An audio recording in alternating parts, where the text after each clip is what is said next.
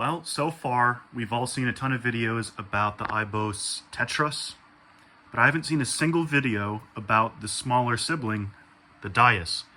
That's what we have here. I just unboxed it about 2 minutes ago.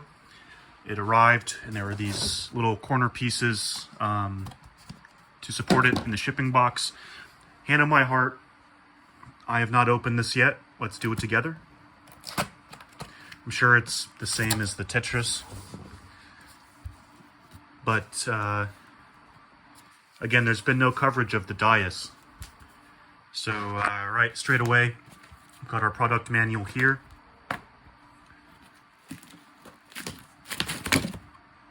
Okay, these are obviously the front controls. And then it's, yeah, 2 channels, A, B.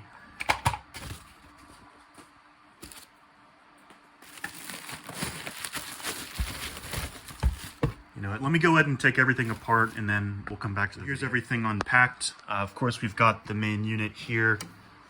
This has these heaters in the back, and the Dyas, if you didn't already know, the main difference is that instead of having 4 separate channels, it's only got 2. So it's split in half instead of split into 4, which is fine with me because, I mean, I don't need 4. I can have a low temperature side and a high temperature side, and that's perfect for me. Here's everything else that came in the box. There's this, looks like to be some sort of laser cut acrylic that I'm assuming goes somewhere in the middle. We've got our cables. So it appears to be some sort of adhesive pad, foot pads it says. There's some other bits and bobs. It's actually a lot more parts than I was expecting, but no big deal. They've even given us a nice little, I think this is a hex driver that came with it. So I'm gonna put it together and we'll come back and it'll be installed. I'm not gonna show me installing it on the actual AMS because there's already a lot of other videos out there for the Tetras that show that, and it's really simple. It's just a case of, I think it's 4 screws. So I'm not gonna spend any time on that. I said I wouldn't make a video about installation, but there are a couple points that I think would be worth to note, especially for EIBOS if they're watching this, so that you guys can fix this in your next revision. And if you bought one, it would be good kind of as a sanity check for you.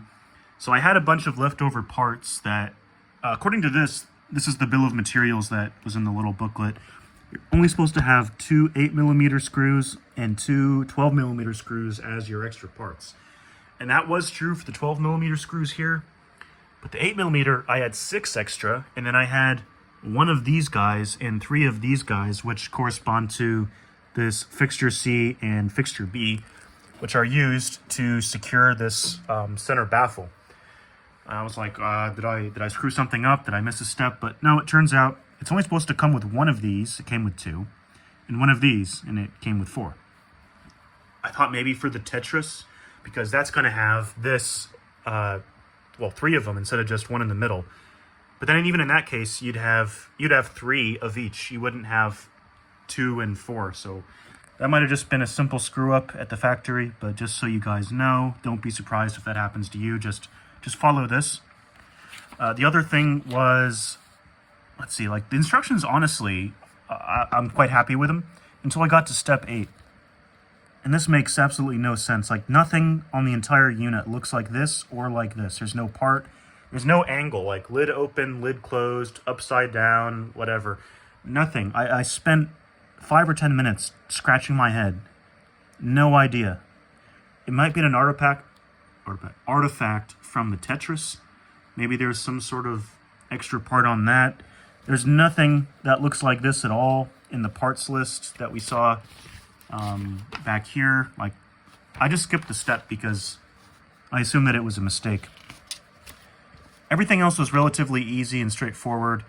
The acrylic baffles, you've got, well, this big one in the center, and then you've got 1 in front of every AMS feeder motor. So there's 4 of these clear baffles, and that I guess prevents cross-contamination between the 2 halves. Unfortunately, it means that if you're using these desiccant things, like desiccant holders, which normally like these slip in, you know, there's 3 of them. you know, they won't fit anymore. That kind of sucks. I wasn't happy about that, but it's not a big deal.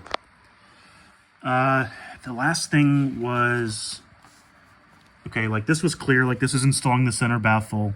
Great. This is installing this little, it's hard to see it, there's like a little piece that goes back there. But then these two, they're not given a step number. It's just not obvious at all what they are. It's just picture of it, check mark. Different angle, check mark. Alright. And then it's like, oh, that's the end. Now it's introduction of the screen. So this could use some clarification. And also, if you just had asked a native English speaker to have a look at this first, there were a couple typos, like English kind of things, like Uber cover module. And then just in general, like stuff like this, like automatically air vents. That's not proper English. If you just asked an English speaker to have a look at it before you shipped like several thousand of these, then that could have been avoided.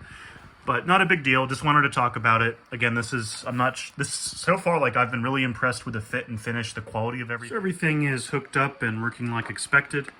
I've put my spools back in, but I do want to point out that because of these additional little pieces that they use for mounting the acrylic baffles, it's awfully close to the filament and it's actually contacting. So I'll show you an example. This is a nearly new roll. This is just some ASA. If I feed this in,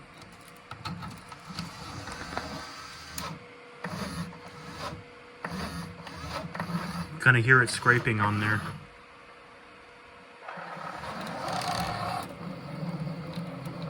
Yeah, see how it's kind of binding up and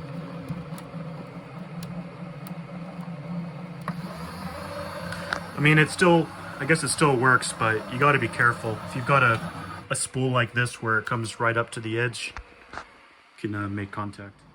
Doing a multicolor print right now just to make sure everything's working. I've got both sides set for ABS. This is ASA on all 4 lanes. But yeah, everything's working just fine. Doing a couple of these guys. And the fan noise isn't that bad at all. In fact, the printer is significantly louder. I almost can't even hear the fans running on this. Would I recommend it? Absolutely. So far, this thing has been generally really well thought out in my opinion as a mechanical engineer. And it's just kind of a shame that we only hear about the Tetras, we don't hear about the Dyas. So I hope this helps somebody. And with that being said, thanks for watching.